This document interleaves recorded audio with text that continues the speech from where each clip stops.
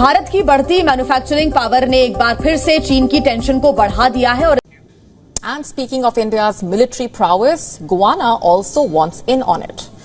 Its defense force has struck an agreement to acquire 2 new aircraft from India. Which planes are these? 2 Dornier 228. Bharat ने गायना को एक letter of credit दिया है। भारत ने बोला है कि साहब हम आपको क्रेडिट देते हैं, एक किस्म का लोन हम देते हैं डिफेंस इक्विपमेंट के लिए, यानी कि एयरक्राफ्ट खरीदने के लिए। लाइन ऑफ क्रेडिट है दोस्तों, और ये 23.27 मिलियन यूएस डॉलर्स की है। ये क्यों इंपॉर्टेंट है मैं आपको बताता हूं। 23.27 मिलियन डॉलर्स की है। Export import bank of India EXIM bank ने ये करा है। 2 एयरक्राफ्ट देंगे ये गायना डिफेंस फोर्स को। हमें बताएं कि ये हमारा क्या हाल होना है यहाँ पे। तो साउथ एशिया में क्या होने वाला है यहाँ पे? इंडिया की तो लॉटरी है, ट्रंप आ जाए या बाइडेन आ जाए, वो तो लुडियां मार देने। हमारा क्या बनेगा? पहली बात यह है कि अमेरिका का चाइना का युद्ध होगा, ये चाइना भी जानता है, और अमेरिका चाहता भी है कि चाइना के साथ युद्ध हो, ताकि आज कोई बड़ी पावर उसके सामने खड़ी हो जाए, उसको चुनौती दे। ये अमेरिका बर्दाश्त ही नहीं कर सकता, और चाइना एक थ्रेट है, सभी को जानते हैं इस चीज को। आप ये बोलेंगे साहब साउथ अमेरिका के नॉर्थ में भारत क्यों एंगेज कर रहा है? भारत के क्या स्ट्रेटेजिक एम्स हो सकते हैं? ये बड़ा इंटरेस्टिंग सवाल है दोस्तों। जब से डॉक्टर जयशंकर आए हैं, हर जगह भारत का इतना फैला हुआ है, इसके लिए ये करा, इसके लिए ये करा, किसी को वैक्सीन दी, किसी को मदद दी, किसी को खाना पीना पहुंचाया, किसी के लिए रेलवे लाइन, किसी ने बोला साहब हमारे गांव में पानी नहीं है, उसके लिए पानी बना के दिया, अफगानिस्तान में ये।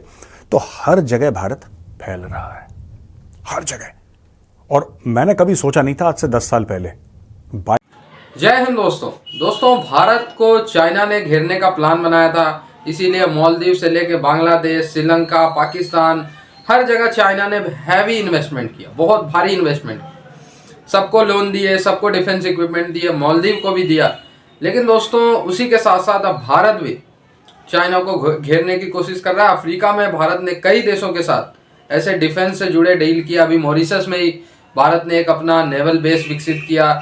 इसके बाद दोस्तों अब गुयाना, जो कि एक दक्षिण अमेरिकी देश है लेकिन काफ़ी अहम देश है, ठीक है।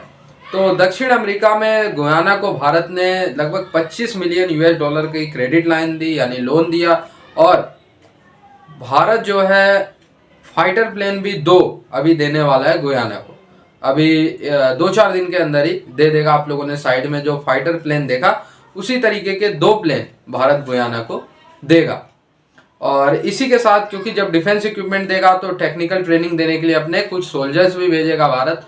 और ओवरऑल धीरे धीरे गुयाना में भारत की प्रेजेंस बढ़ेगी। भारत का प्रेजेंस मतलब गुयाना का भी विकास होगा और भारत के भी हित रहेंगे। जाहिर सी बात है, जब एक देश दूसरे देश में इन्वेस्टमेंट करता है तो दोनों देश के हित साधित होते हैं उससे। तो भारत का भी यही इंटेंशन है। और सिर्फ गुयाना ही नहीं, दक्षिण अमेरिकी देश में भारत वेनेजुएला, ब्राज़ील और भी बहुत सारे देशों के साथ इंगेज हो रहा है, ताकि मौका पड़ने पे चाइना को यहाँ से मुंहतोड़ जवाब दिया जा सके। और चाइना को उधर यूएसए भी घेर रहा है। तो भारत ने काफ़ी अच्छा सॉलिड प्लान बना लिया है इस बार चाइना को दबोचने के लिए। Makes them well suited for Guyana's terrain. The Guyana Defence Force would use them for maritime patrols, resupplying military bases and troop movement to interior locations. Guyana has opted for a $23 million loan from Export-Import Bank of India for the purchase. ये modernising and equipment the GDF, Guyanese defence forces को equip करना और modernise करना, ये new Delhi की एक commitment है। और ये प्रेसिडेंट इरफान अली साहब आए थे भारत 2023। और ये जो अग्रीमेंट है, जो 2 जहाज की बात जो हुई है 23.27 मिलियन यूएस डॉलर्स की, ये बात इसमें देखिए, इसमें Ashni Singh, senior minister in the office of president of Guyana, Ashni Singh है कोई, ये senior minister in the office of the president of Guyana, and Sanjay Lamba, ये deputy general manager of the line of credit group at Exim bank, ये Indian है। तो अच्छा, वहां पे भी इंडियन डिसेंट के लोग हैं। मैं बात कर रहा था कि वहां पे एनआरआई होंगे, नहीं निकल गए। डॉक्टर साहब वो ठीक है आपकी बात। आखिरी बात आपसे करूंगा, वो इंडिया ने 10,000 फौजी भेज दिए हैं चाइनीज बॉर्डर पे। वो एक नई लग रहा है कोई एस्केलेशन है। 21 राउंड जो मिलिट्री डिप्लोमेसी के हैं वो नाकाम हो गए हैं। सो लग तो ये रहा, और ये सुना 10,000 फौजी पाकिस्तानी बॉर्डर से निकाल के उन्होंने उधर लगाए हैं। आप क्या कोई एस्केलेशन देख रहे हैं, क्या देख रहे हैं? क्योंकि how do you see this? मैं आज सुबह मैं सारा उस पर मैंने देखा है कि किस तरीके से डिप्लॉयड हुए हैं, बल्कि उसके ऊपर मैंने जयशंकर साहब की स्टेटमेंट भी देखी है कि उन्होंने कहा कि it's there but it's not worrisome. ये उनकी स्टेटमेंट थी।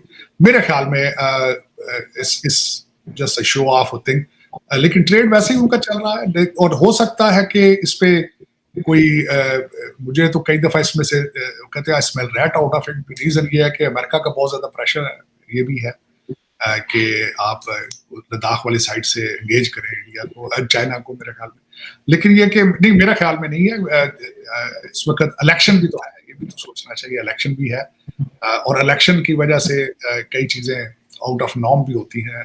लेकिन मेरा नहीं ख्याल कि both countries they are both. China की इकोनॉमी स्लगिश है, China can not afford conflict और एनी एक्सरसाइज इस तरह की, और Bharat is rising at the same time. 8.4% economy को वो भी चाहेंगे कि इस पे कोई शाख ना आए। मैं नहीं समझूंगा कि both countries are very wise, और बोथ कंट्रीज ने जो दोनों भारत और चाइना के अंदर एक चीज जो कॉमन है चीमा साहब, शॉर्ट पीरियड के अंदर इकोनॉमी ग्रो की, शॉर्ट वेरी शॉर्ट पीरियड।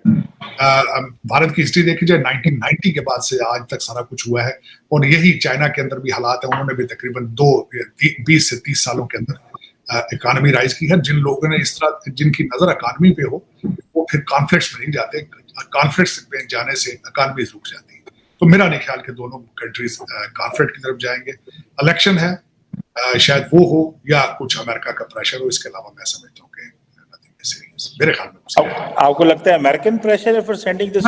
देखिए, अमेरिका चाहता था कि भारत जो है वो लद्दाख वाले फ्रंट पे एंगेज करे चाइना को, ताइवान के हवाले से, क्योंकि उन्होंने अपने सारे एग्स एक बास्केट में डाले हुए थे इंडिया के साथ, और उसमें उन्होंने रिफ्यूज किया, नहीं एंगेज हुए वो। और उसी वजह से, और दूसरी जो ये अंदर इंटरनल जो थे खालिस्तान के हवाले से, और उसके बाद चाइना फौरन भारत जो है उसने अपने सेकंड ऑप्शंस पे रशिया के साथ ज्यादा डायलॉग शुरू कर दिया चीजें, जिससे अमेरिकन दे वर डिसअपॉइंटेड। तो उसमें शायद वो हो सकता है, पॉसिबल है। मैं तो, ये मेरा गैस ही है। लेकिन फॉरेन इलेक्शन, एक मैंने आपको बताया इलेक्शन होने वाला है, उसमें भी जाहिर है कि थोड़ा बहुत प्रेशर चीजें होती हैं सामने। दूसरा, मोदी साहब का बड़ा सक्सेसफुल ट्रिप था कश्मीर का, वहां पे गए। कश्मीर में डेवलपमेंट है वहां पे इलेक्शन की वजह से। तो मैंने अमार ग्रुप को बड़े करीब से देखा। मैं जब इस वक्त मिडिल ईस्ट में था, तो अमार ग्रुप पे वहां पे मॉल ऑफ कश्मीर बनाने के लिए तैयारी है उसकी वहां पे। तो वो मेरा नहीं ख्याल कि कोई ज्यादा कॉन्फ्लिक्ट होगा। डिप्लॉयमेंट ही है सिर्फ, इससे आगे मजीद नहीं जाएंगे। मैंने आज सुबह जो स्टेटमेंट आपको बताया कि मैंने निकल के देखिए आशनी सिंह जी।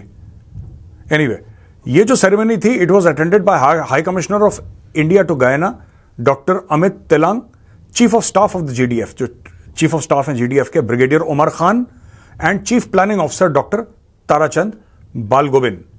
इन सब लोगों ने करा है। और एक और बात है कि ये जो हम बात कर रहे हैं कि $23.27 मिलियन के जो एयरक्राफ्ट हैं, इसके पहले जब डॉक्टर एस जयशंकर गए थे गयाना, डॉक्टर जयशंकर विजिट कर चुके हैं, राइट? और उस समय उन्होंने गयाना को दिया लाइन ऑफ क्रेडिट $100 मिलियन की, $100 मिलियन की लाइन ऑफ क्रेडिट दे चुके हैं, और उनकी कैपेसिटी बिल्डिंग की बात करी है। और Indian technical and economic cooperation programme एक बनाया है गाइनीज ऑफिशियल्स के साथ कि हम आपको ट्रेन करेंगे, क्योंकि इंडिया का मैन पावर दोस्तों माना जाता है वर्ल्ड का amongst the world's best trend. हमारे खासतौर से हमारे इंजीनियर्स, हमारे डॉक्टर्स, दुनिया भर में इनकी काफ़ी जिसको कहते हैं कि इज्जत है, काफ़ी इनकी मांग है। लोग कहते हैं यार इंडियन डॉक्टर है, इंडियन इंजीनियर है। हर जगह आप अमेरिका में देख लीजिए, सिलिकॉन वैली में इंडियंस छा रखे हैं। वो क्यों छा रखे हैं?